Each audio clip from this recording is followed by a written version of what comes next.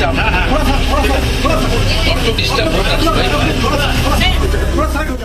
हाँ दोस्तों, तो लीजिए, वोटिंग के बीच ही बंगाल में बीजेपी को लग गई हार की भनक।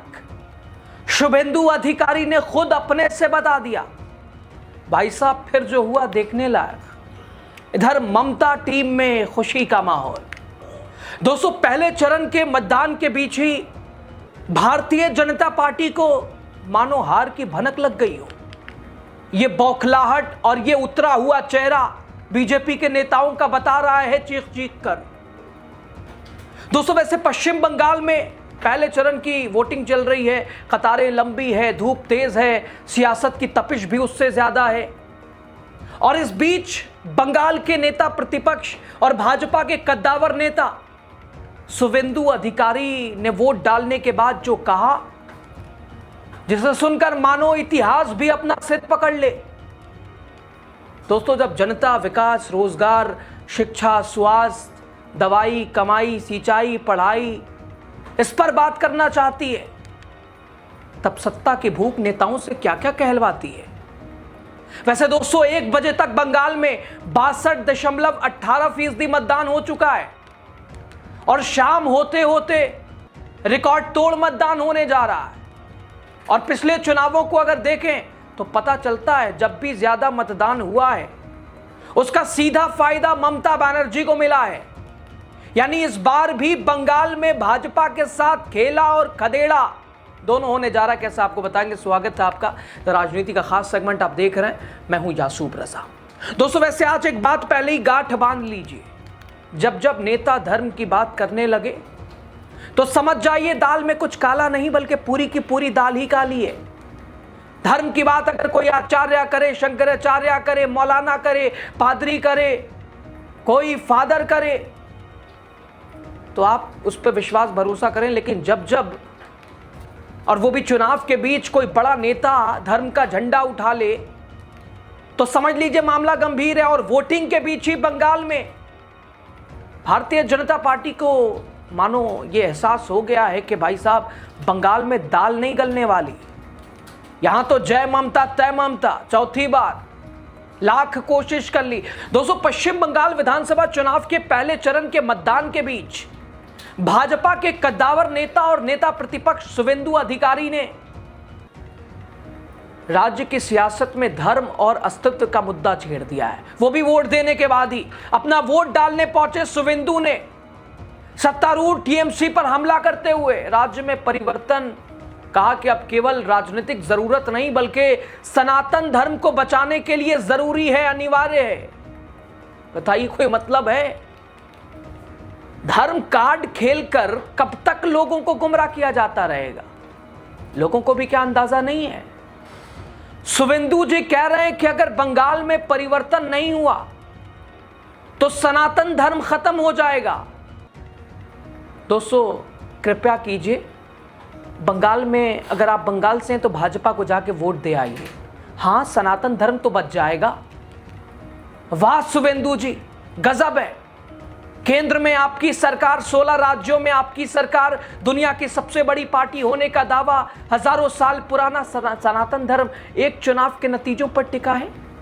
पश्चिम बंगाल अगर हार गया, अगर आप हार गए तो फिर सनातन धर्म खत्म हो जाएगा। दोस्तों, दरअसल पश्चिम बंगाल की तपती गर्मी में आज पहले चरण की 152 सीटों पर किस्मत का फैसला ईवीएम में कैद हो रहा है। लेकिन वोट की चोट से ज्यादा चर्चा शुभेंदु अधिकारी के उस बयान की भी है जिसमें उन्होंने सीधे सीधे धर्म का ढाल बना लिया है। मानो एहसास हो गया कि अब कोई विकल्प, ये उतरा चेहरा बता रहा है कि साहब कुछ तो करो ऐसा कि काम बने। साहब कह रहे अगर परिवर्तन नहीं हुआ तो बंगाल में सनातन खत्म हो जाएगा। अब देखिए, लोगों ने घेर लिया। एक यूजर ने लिखा, बंगाल के नतीजे 4 मई को आएंगे, पर शुभेंदु अधिकारी के चेहरे का रंग आज ही उड़ गया है।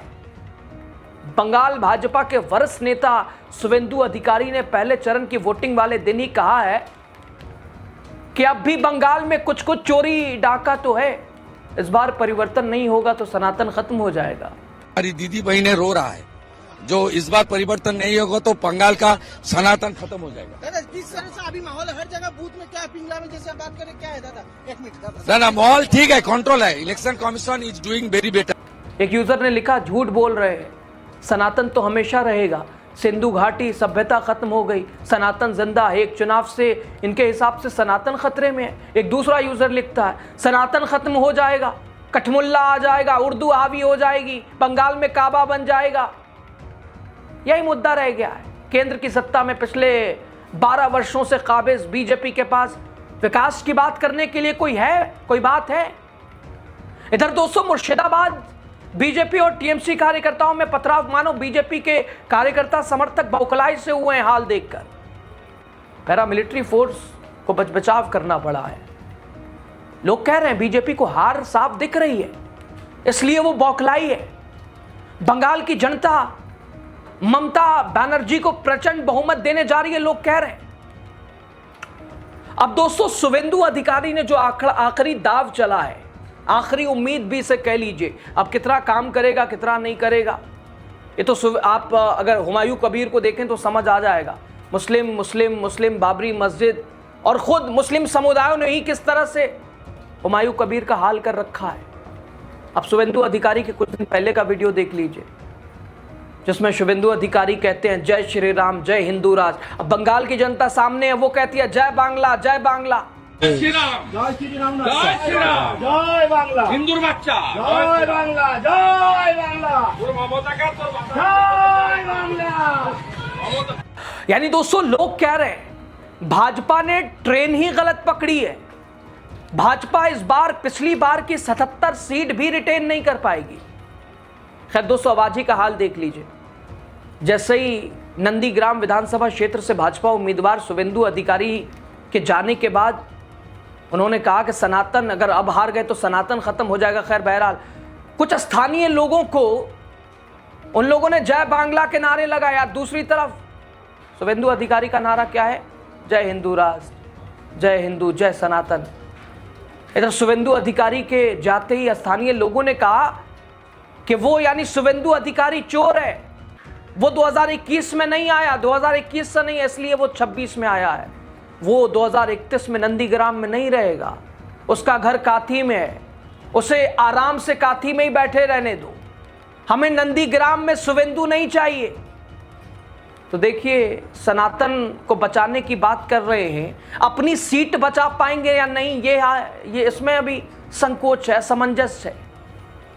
और अलंबरदारी, सनातन खत्म हो जाएगा एक बंगाल जाने से, बताइए। दोस्तों शुवेंदु अधिकारी इस बार 2 मोर्चों पर लड़ रहे हैं। नंदीग्राम में अपनी साख बचाने की लड़ाई, लोगों की वहां नाराजगी, लोगों का उन्हें, और दूसरी तरफ भवानीपुर में ममता के गढ़ में भी जानकारों का मानना है कि नंदीग्राम और उत्तरी बंगाल, जहां पिछले चुनाव में भाजपा ने बढ़त बनाई थी, वहां जमीन खिसकती दिख रही है। धार्मिक ध्रुवीकरण ही आखिरी रास्ता बचा है, जो कि शुवेंदु अधिकारी, पूरी भाजपा टीम में बौखलाहट वो दिखाई दे रही है। इतना ही नहीं, शुवेंदु अधिकारी ने चुनाव आयोग की विशेष निगरानी के बीच फर्जी मतदाताओं का राग भी अलापा। हार की अग्रिम स्क्रिप्ट लिखते हुए उन्होंने कह दिया कि अगर फर्जी वोट नहीं पड़े, ममता कभी नहीं जीतेंगे। दोस्तों शुवेंदु अधिकारी, जिन्होंने 2021 के विधानसभा चुनाव में नंदीग्राम सीट से ममता को बहुत कम अंतर से हराया था, इस साल 2 सीटों से चुनाव लड़ रहे हैं। इसमें नंदीग्राम और भवानीपुर शामिल है। नंदीग्राम से दोबारा चुनाव लड़ रहे हैं और भवानीपुर से ममता के खिलाफ भी चुनाव लड़ रहे हैं। टीएमसी का प्रमुख जो गढ़ भवानीपुर माना जाता है।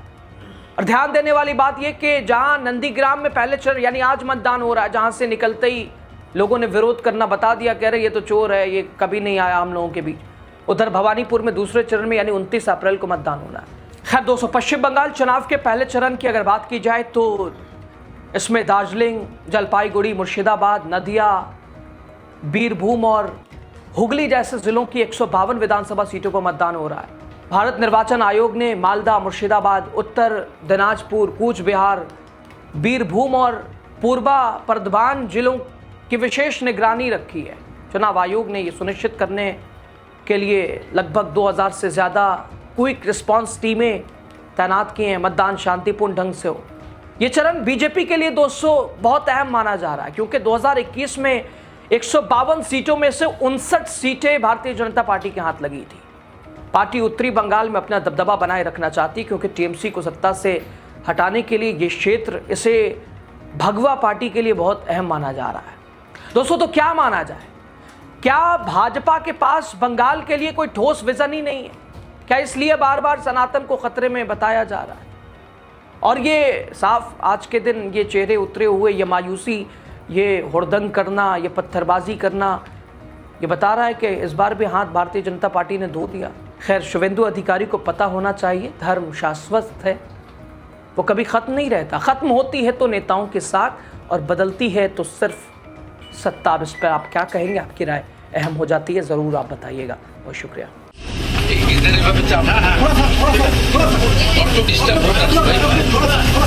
थोड़ा सा